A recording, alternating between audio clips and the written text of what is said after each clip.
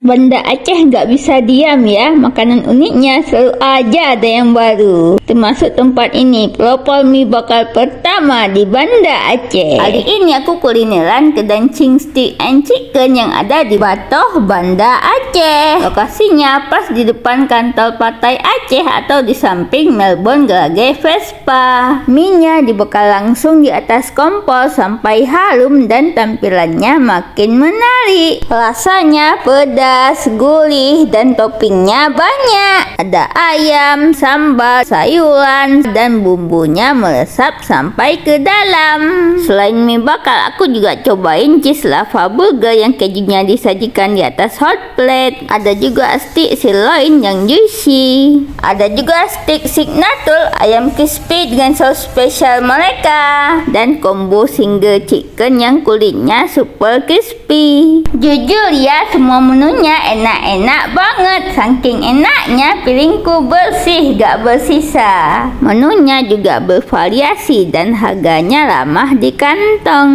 Oh ya, ada promo menarik juga nih. Setiap pembelian pertama kamu langsung dapat voucher. Dan kalau belanja di atas 50.000 kamu bisa dapetin diskon 10%. Kalau kalian lagi cari kuliner unik di Banda Aceh, wajib banget cobain kesini.